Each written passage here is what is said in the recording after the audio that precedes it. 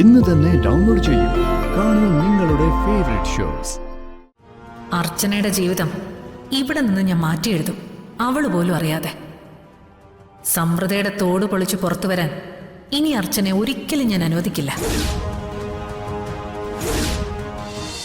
ഞാനിതൊന്നും പറഞ്ഞെന്ന് ഇവിടെ വേറെ ആരും അറിയരുത്. അറിഞ്ഞ അന്ന് എന്റെ പെട്ടിയും കിടക്കെടുത്ത് ഇവിടുന്ന് പുറത്താക്കും. അതെന്ത് പറച്ചില്ല ശിശിരെ, നിനക്കെന്നെ അത്രയ്ക്ക് വിശ്വാസമല്ലേ? എനിക്ക് വിശ്വാസമുള്ളത് കൊണ്ടല്ലേ ഞാൻ പറയുന്നത്. എന്നാ പറ. ആ സമൃദ്ധയൊന്നുമല്ല ഈ സമൃദ്ധ. ഈ സമൃദ്ധ ഡ്യൂപ്ലിക്കേറ്റാ. മനസ്സിലായില്ല. ഡ്യൂപ്ലിക്കേറ്റ് എന്ന് പറഞ്ഞ? അത് തന്നെ, ഒറിജിനൽ അല്ലാന്ന്. നീ എന്നെ കൺഫ്യൂഷൻ ആക്കാത്ത കാര്യം പറ. യഥാർത്ഥത്തിൽ ഈ സമൃദ്ധ ഗോകുലിന്റെ ഭാര്യയൊന്നും അല്ല.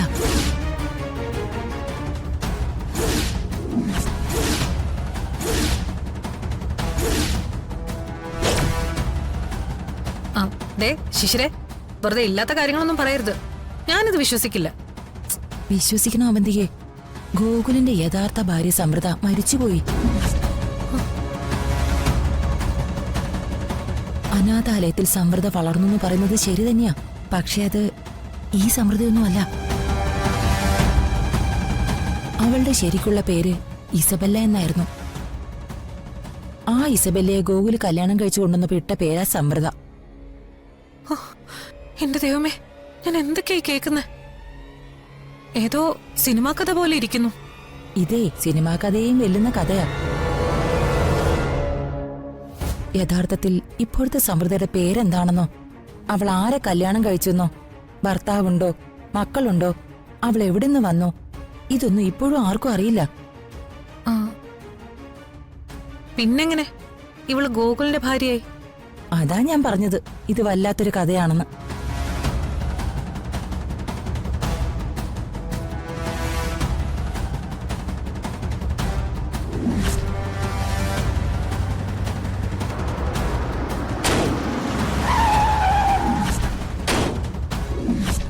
നമ്മുടെ വണ്ടി ഇടിച്ചൊരാളെ റോഡിൽ കിടക്കുന്നത്, മറ്റൊരാൾ മരണപ്പെട്ടിട്ട് എന്റെ ജീവൻ രക്ഷിക്കണ്ട, അതിനും കൂടെ കൊണ്ടുപോവാം.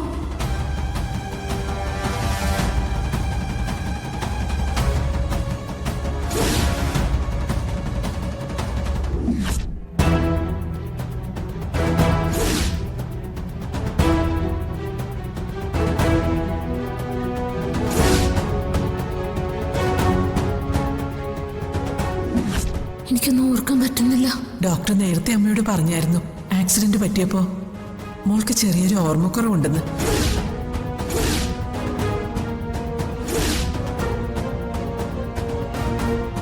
ഗോകുൽ, അമ്മയില്ലാത്തതിന്റെ കുറവ് നമ്മുടെ കുഞ്ഞിനെ അറിയിക്കരുത്.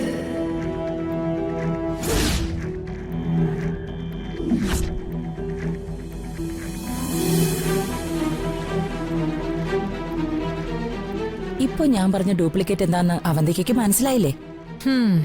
ഇപ്പോഴല്ലേ എനിക്ക് കാര്യങ്ങൾ ശരിക്കും മനസ്സിലായത്. അതുമാത്രമല്ല, ഇനിയുണ്ട് രഹസ്യങ്ങൾ. ഇതിനേക്കാ വലിയ രഹസ്യോ? അതെന്താ? അവര് രണ്ടുപേരും ഒരു മുറിയിലൊന്നും അല്ല ഉറങ്ങുന്നത്. ഇതുവരെ ഭാര്യ ഭർത്താക്കന്മാരായിട്ട് ജീവിച്ചിട്ടുമില്ല.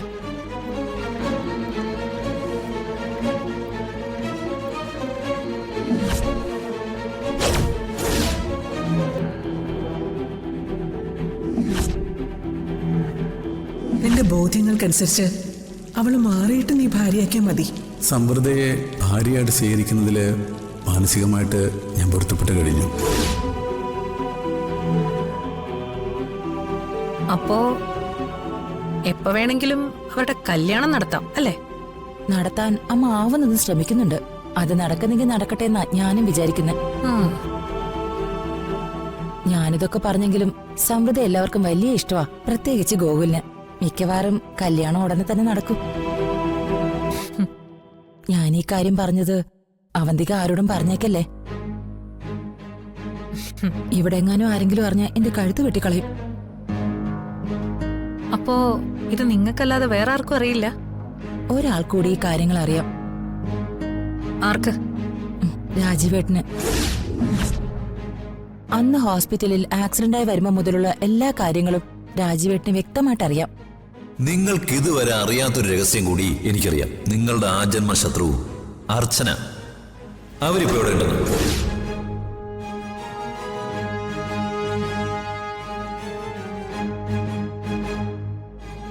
അവന്തിക എന്താ ആലോചിക്കുന്നേ? നീ എത്ര പാവാന്ന് ആലോചിക്കായിരുന്നു.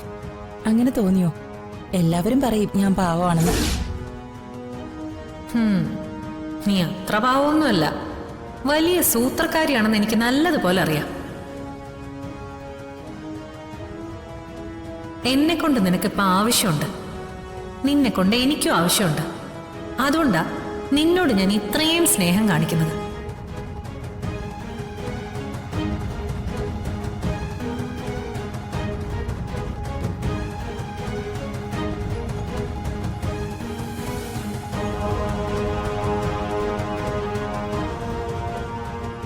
അർച്ചനയുടെ ജീവിതം ഇവിടെ നിന്ന് ഞാൻ മാറ്റിയെഴുതും, അവള് പോലും അറിയാതെ. സമൃദ്ധയുടെ തോട് പൊളിച്ചു പുറത്തു വരാൻ ഇനി അർച്ചനെ ഒരിക്കലും ഞാൻ അനുവദിക്കില്ല.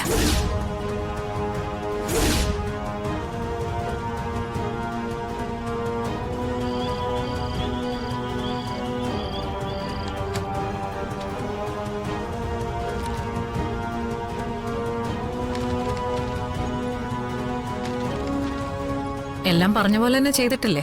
എല്ലാം മേഡം പറഞ്ഞതുപോലെ തന്നെ രജിസ്റ്റർ ചെയ്തിട്ടുണ്ട്.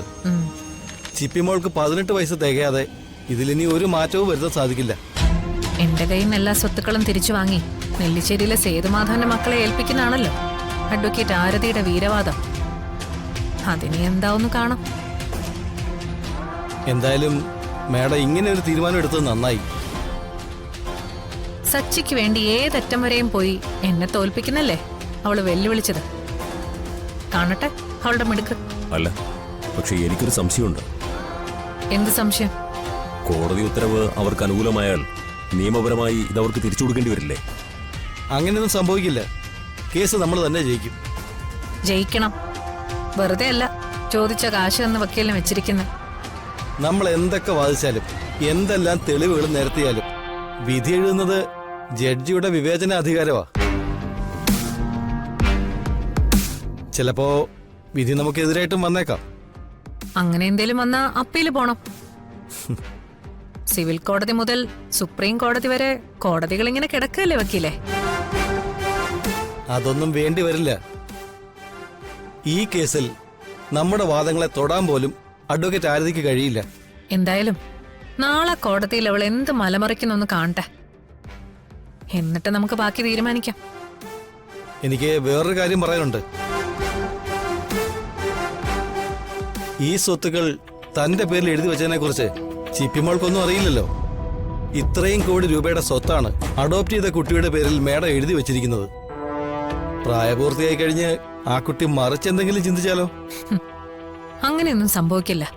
എന്റെ മോളെ എനിക്കറിയാം.